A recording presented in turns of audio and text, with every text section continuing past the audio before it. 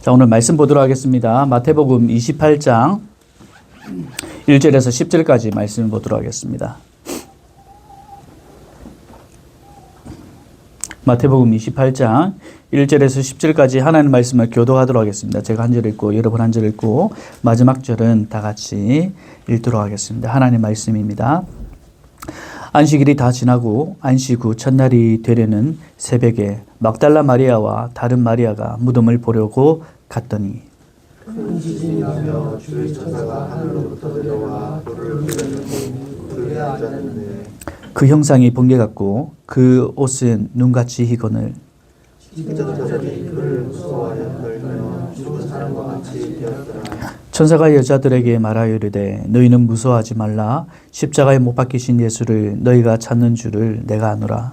그가 여기 계시지 않고 그가 말씀하신 대로 살아나셨으나 와서 그가 누우시던 곳을 보라. 또 빨리 가서 그의 제자들에게 이르되 그가 죽은 자 가운데서 살아나셨고 너희보다 먼저 갈릴리로 가시나니 거기서 너희가 배우리라 하라. 보라 내가 너에게 일렀느니라 하거늘. 그 여자들이 무서움과 큰 기쁨으로 빨리 무덤을 떠나 제자들에게 알렸고 한절을 하시되 예수께서 그들을 만나 이르시되 평안하냐 하시거늘. 여자들이 나아가 그 발을 붙들고 경배하니 함께 읽겠습니다. 이에 예수께서 이르시되 무서워하지 말라. 가서 내 형제들에게 갈릴리로 가라. 거기서 나를 보리라 하시니라. 아멘. 오늘 예수님께서 부활하신 제자들에게 첫 마디가 평안하냐. 오늘 예배를 통하여서 부활하신 예수님께서 동일하게 우리에게도 근심 있고 또 걱정 있고 또 여러 가지 삶의 정원 가운데 있는 저와 여러분들에게 오늘 말씀으로 평안하냐, 평안을 주시길 간절히 소원합니다. 네, 부활 첫 열매라는 제목을 가지고 함께 은혜를 나누고자 합니다. 지난주 제가 살다 가장 많이 들었던 말이 있습니다. 지금까지 살아오면서 가장 많이 수많은 사람들로부터 가장 많이 들었던 단어가 있습니다. 문장이 있죠. 천국의 소망을 가지셔야 합니다. 저에게 이제 보는 사람들마다 여러분 뭐 다 아시잖아요, 맞죠? 부활의 소망이 있습니다. 천국의 소망을 가집시다. 부활의 소망을 가집시다. 저에게 제가 많이 힘들어 보였든지 보시는 분들마다 괜찮습니다. 우리가 언젠가는 천국에서 다 만날 거니까 너무 슬퍼하지 마시고 힘내십시오, 목사님. 모든 분들이 오시는 모든 분이란 것은 성도입니다. 교회를 다니시는 분들입니다. 교회를 다니시지 않은 분들은 뭐 전혀 그런 말씀을 하시지 않죠. 굉장히 불쌍히 여기고 더 이상 이제 아버지를 볼 수 없다는 그런 마음들이 맞죠.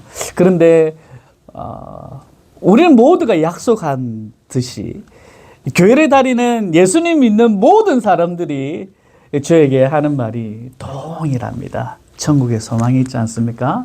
우리에게 부활의 소망이 있지 않습니까?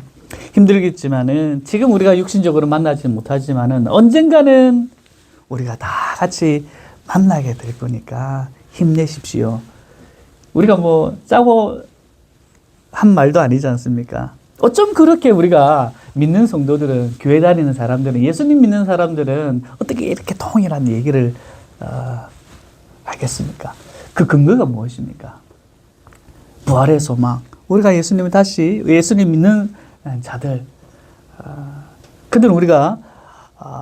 그들에게는 어떤 어려움과 힘든 점과 이런 육신적인 어떤 죽음에 관해서 더 이상 우리가 힘들어하지 않고 부활의 소망을 가질 수 있는 그 근거는 무엇일까요? 예수님의 부활이죠. 다른 이유가 없습니다. 우리가 그렇게 소망을 가질 수 있고 또한 슬프지만 소망을 가질 수 있는 유일한 근거는 그 어떠한 이유가 아니라 예수님의 부활 때문이라는 사실입니다. 예수님의 부활이 어떻게 우리의 소망이 되고 우리가 그러한 확신을 가지게 되는 근거가 될 수 있는가 오늘 말씀을 좀 보도록 하겠습니다. 오늘 28장 전의 말씀은 이렇습니다. 예수님께서 십자가에 못 박히셨습니다. 맞습니까? 그리고 완전히 죽으셨습니다. 장례를 치르셨죠? 그 죽은 시체를 아리마대 요셉이라는 이 사람이 예수님의 시체를 달라고 얘기를 하죠. 그리고 난 다음에 어떻게 합니까? 돌 무덤에 안치합니다. 그 사실을 안 대제사장들과 바리새인들이 빌라도에 가서 이렇게 얘기를 합니다. 전에 내가 들은 적이 있다. 이 사람이 죽으면 사흘 만에 다시 살아난다고 합니다. 그래서 혹시 제자들이 예수님의 시체를 가져가서 부활했다라고 증언할 수도 있으니까 지금 이 돌무덤에 봉인하고 경비를 세워야 합니다. 대제사장들과 그리고 바리새인들이 빌라도에게 가서 그렇게 얘기를 하죠. 그 말을 들으니까 빌라도가 실질적으로 경비를 세우죠. 자, 그 이후에 일어난 사건이 바로 오늘 28장 1절의 말씀입니다. 예수님이 죽으시고 안식 후 첫날입니다. 바로 주일이죠. 주일입니다. 막달라 마리아와 다른 마리아가 무덤에 왔다라고 성경이 얘기하고 있습니다. 갔는데 무덤에 아무도 없어요. 굉장히 어메이징한 사건이죠. 봉인했고 그리고 경비까지 세워졌었는데 없어요. 이제 그런 상황을 보고 굉장히 놀랍니다. 그 놀람 가운데 천사가 한마디 합니다. 뭐라고 합니까? 마태복음 28장 5절 6절 이렇게 기록하고 있습니다. 함께 읽겠습니다. 시작. 천사가 여자들에게 말하여 이르되 너희는 무서워하지 말라. 십자가에 못 박힌 예수를 너희가 찾는 줄 내가 아노라. 그가 여기 계시지 않고 뭐라고 합니까? 그가 말씀하신 대로 살아나셨느니라. 와서 그가 누우셨던 것을 보라. 막달라 마리아와 그 외에 또 마리아가 왔는데 이 말이 되는 일입니까? 분명히 죽으셨어요. 그 사실을 죽었던 그 사실을 너무나도 알고 있었잖아요. 십자가에 달려 죽으신 것을 마리아가 봤지 않습니까? 안식 후 첫날에 예수님이 어떻게 계신지 당연히 죽으셨으니까 맞죠? 그냥 무덤에 간 거예요. 무덤에 갔는데 긴가민가 했겠죠. 성경은 그렇게 나와 있지는 않습니다. 어쨌든 간에 예수님께서 이전부터 그렇게 말씀을 하셨으니까 갔어요. 예수님이 죽으시고 사흘 후에 갔어요. 없는 거예요. 얼마나 놀랐겠습니까? 그 놀람을 보고 천사가 그렇게 얘기합니다. 그가 말씀하시는 대로 다시 살아나셨다. 여러분, 우리가 예수님께서 잡히시기 전 장면을 여러분 너무나 잘 압니다. 특별히 가이사랴 빌립보에서 예수님께서 제자들에게 한 말을 여러분 잘 압니다. 예수님께서 많은 사람들을 향해서 들었던 말이 있거든요. 세상 사람들이 나를 세례 요한이다, 엘리야다, 예레미야다, 선지자 중 하나다. 왜냐하면 예수님께서 가는 곳곳마다 많은 기적들을 베풀었고 그런 사실들을 많은 사람들이 보니까 이 사람 보통 사람은 아니거든요. 신통방통하거든요. 그러니까 성경에 기록된 대로 엘리야라는 사람이 다시 온다고 했으니까 그 사람일 수도 있겠다. 아니면 유명한 어떤 선지자 중에 한 사람이다라고 생각을 했겠죠. 그런 얘기들을 듣게 됩니다. 이제 그런 상황에서 가이사랴 빌립보에서 예수님께서 제자들에게 묻습니다. 많은 사람들은 그렇게 얘기하는데 너네들은 나를 어떻게 내가 누구라고 생각하느냐? 예수님께서 제자들을 향해서 물었죠. 그러니까 여러분 너무나 잘 아는 베드로의 고백을 아시지 않습니까? 뭐라고 합니까? 주는 그리스도시요. 뭡니까? 주님은 그리스도시요. 그리스도란 말이 헬라어입니다. 히브리어로 뭘 번역한 거죠? 메시아, 구원자. 당신은 구원자이십니다. 또한 살아계신 하나님의 아들이십니다. 제자들이 예수님을 향해서 병 잘 고치는 사람입니다. 당신은 예지가 있는 능력을 가지신 분이십니다. 당신은 내가 보니까 제가 3년 동안 따라다니다 보니까 말도 참 잘하시고 강사 같습니다. 그렇게 말하지 않았어요. 제자들은 분명히 얘기합니다. 메시아이십니다. 구원자이십니다. 완전하신 사람이자 완전하신 하나님이십니다. 그 위에 예수님께서 하신 말씀이 중요한 겁니다. 마태복음 16장 21절에 이렇게 기록하고 있습니다. 함께 읽겠습니다. 이때로부터 이제 핵심입니다. 이때로부터 언젠가 제자들이 예수님을 향해서 당신은 보통 사람이 아닙니다. 당신은 그냥 보통 선지자가 아닙니다. 당신은 구원자이시고 하나님의 아들이십니다. 비로소 이것을 깨달았을 때 이때로부터 예수 그리스도께서 자기가 예루살렘에 올라가 장로들과 대제사장들과 서기관들에게 많은 고난을 받고 뭐죠? 죽임을 당하고 어떻게 된다고요? 제3일에 살아나야 할 것을 제자들에게 비로소 나타내시니 이제야 비로소 지금까지 예수님께서 공생의 생활을 해오면서 세례요한에게 세례를 받으시고 또 수많은 곳곳에 다니시면서 많은 사역들을 하시면서 내가 죽을 거야. 그리고 나 죽고 난 다음에 3일 만에 부활할 거야. 얘기한 것이 아니라 언제 가이사랴 빌립보에서 베드로의 고백을 듣고 이제 제자들이 내가 어떤 존재인가를 명확하게 안 이후 비로소 그때에 뭐라고 말씀하느냐. 내가 이제 죽을 거야. 죽고 어떻게? 죽는 것뿐만 아니라 내가 어떻게? 3일 만에 다시 살아난다라는 것을 그때 비로소 말씀하셨다. 오늘 본문에서 뭐라고 얘기합니까? 오늘 본문에서 예수님께서 죽으시고 다시 살아나실 것을 이미 말씀하셨다. 오늘 본문에서는 그가 말씀하신 대로 어떻게 살아나셨다. 예수님께서 빌립보 가이사랴에서 그때 말씀하셨던 거, 내가 죽고 죽을 뿐만 아니라 3일 만에 내가 다시 살아날 것이다. 그가 말씀하신 대로 살아나셨다라고 천사가 막달라 마리아와 다른 마리아에게 말하고 있다는 거죠. 그가 말씀하셨던 대로. 완전히 죽으신 예수님께서 다시 살아나신 이 부활의 사건을 바울은 이렇게 해석하고 있습니다. 고린도전서 15장 20절에서 22절입니다. 함께 읽겠습니다. 시작. 그러나 이제 그리스도께서 죽은 자 가운데서 다시 살아나사 잠자는 자들의 첫 열매가 되셨도다. 사망이 한 사람으로 말미암았으니 죽은 자의 부활도 한 사람으로 말미암도다. 아담 안에서 죽은 모든 사람이 죽은 것 같이 그리스도 안에서 모든 사람이 삶을 얻으리라. 할렐루야. 오늘 핵심입니다. 부활, 예수님의 부활이 왜 우리의 소망이 되는가? 오늘 사도 바울이 얘기한 핵심입니다. 따라하겠습니다. 첫 열매. 예수님의 죽으심과 뿐만 아니라 예수님께서 말씀하시고 죽으시고 사흘 만에 다시 살아나신 거, 말씀하신 대로 살아나신 거, 이 부활이 우리에게 참된 소망이 되고 확신이 되는 근거가 되는 이유가 무엇인가 하니 사도 바울은 이렇게 얘기합니다. 첫 열매가 되시기 때문에. 여러분, 감나무를 심었습니다. 1년, 2년 지나고 이제 때가 돼요. 감나무에 첫 열매가 이제 맺었어요.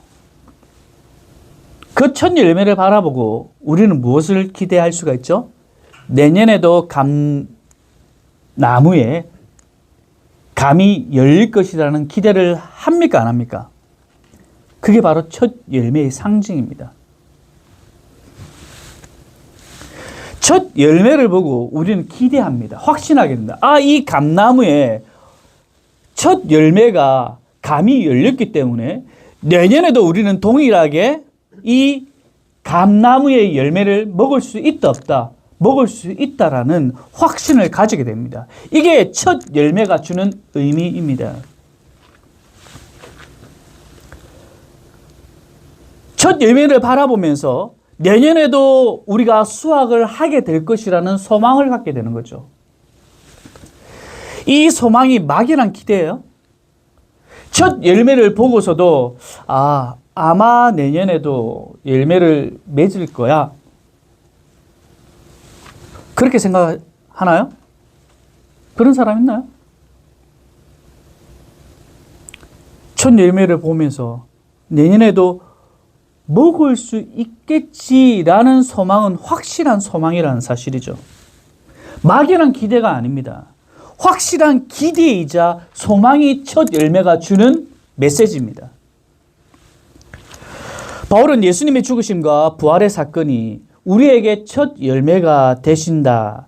즉, 죽음이 끝이 아니라 예수님의 부활처럼 우리 또한 부활한다는 그런 확신의 말씀이란 사실을 얘기하고 있습니다. 따라서 우리가 예수님의 부활을 기념하는 이 부활절, 막연한 어떤 기쁨과 감사, 어떤 즐거움이 아니라 그냥 부활주일이고 이스터니까 계란 나눠주고 뭐 방방방방방방 떠 있는 이것이 아니라 사실에 대한 기대와 소망이 우리에게 있어야 된다는 겁니다. 확신에 대한 소망과 기대가 그로 인해서 우리가 기쁨과 감사함이 있어야 된다는 겁니다. 부활절, 예수님의 죽으심, 또한 사흘 만에 부활하신 것, 사도 바울은 이것이 첫 열매라고 얘기합니다. 첫 열매를 바라보면서 우리는 내년에도 먹을 수 있겠지, 그냥 막연한 소망이 아니라 확실한 소망을 가지듯이 오늘 부활절을 우리가 보내는 저와 여러분에게도 그냥 막연한 어떤 기대감, 막연하게 생각하는 부활이 아니라 확실하게 내게 주어질 부활이라는 사실을, 그로 인해서 감사와 기쁨과 소망을 가져야 된다. 그런 부활절이 되어야 된다라는 사실입니다. 그렇기 때문에 우리는 오늘 예배를 통해서 우리 주 예수 그리스도께 영광과 감사를 올려드리는 겁니다. 왜냐하면 그분께서 죽으셨고 그분께서 다시 살아나셨기 때문이라는 사실입니다. 이 부활의 소망, 천국의 소망의 메시지가 단지 오늘 부활주일 하루, 아니면 제가 서두에 얘기했듯이 단순하게 어떤 장례식 정도의 확신함에 우리가 살아가야 하는가? 그렇지 않죠. 이 부활의 소망이야말로 내가 오늘 겪고 있는 모든 삶의 현장 가운데, 그렇잖아요, 상실감이 우리 가운데 있죠. 고난이 있고 또한 실패도 우리 가운데 있죠. 그 모든 삶의 정황 가운데 우리를 우리 되게 하는 것, 그 삶을 이겨내게 하는 것, 그것이 무엇인가 하니 바로 첫 열매가 되신 예수 그리스도의 부활이라는 사실입니다.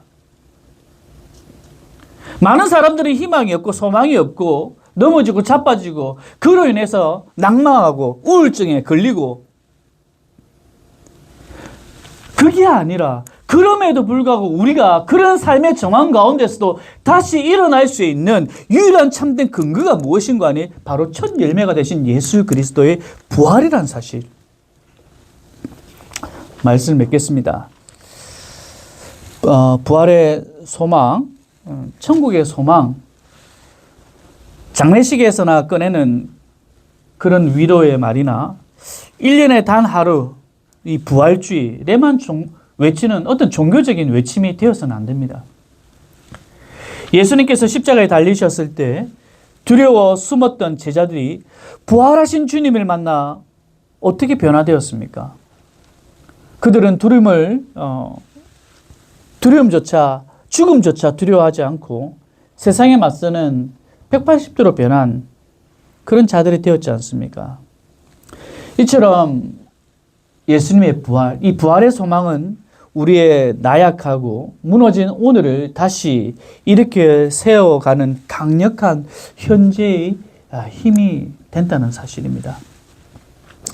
앞으로 보이지 않은 막막한 현실 앞에서도 땀 흘려 일하는 치열한 현장의 삶 속에서도 뜻하지 않은 질병과 실패와 주저앉고 싶은 그 순간순간에도 죽음을 이기시고 부활하신 주님이 지금 이 순간 저와 여러분과 함께 하신다는 사실을 기억하시길 바랍니다. 제가 이제 사랑하는 아버지를 육신적으로 떠나보내는 그런 가슴 아픈 슬픔 가운데 있었지만, 제가 그 자리에 제가 머물지 않고 다시 이 강단에 서서 여러분과 함께 또한 말씀을 나눌 수 있는 그 유일한 근거가 바로 여기 있지 않습니까? 그 소망이 없다면, 그 확신이 없다면 제가 어떻게 말씀을 전할 수가 있겠습니까? 사망 권세 이기시고 잠자는 자들의 첫 열매가 되신 그 예수님을 따라서 저와 여러분도 언젠가는 영광스러운 모습으로 부활하여 기쁨으로 우리가 다시 만나게 될 것이라는 그런 확신의 믿음이 우리 모든 삶의 정황 가운데 이것이 소망이 되셔서 살아가는 저와 여러분 되기를 간절히 소원합니다. 그분께서 부활하신 우리 주 예수 그리스도께서 우리의 삶을 넉넉하게 이기게 하실 줄 믿습니다. 함께 우리가 찬양합시다.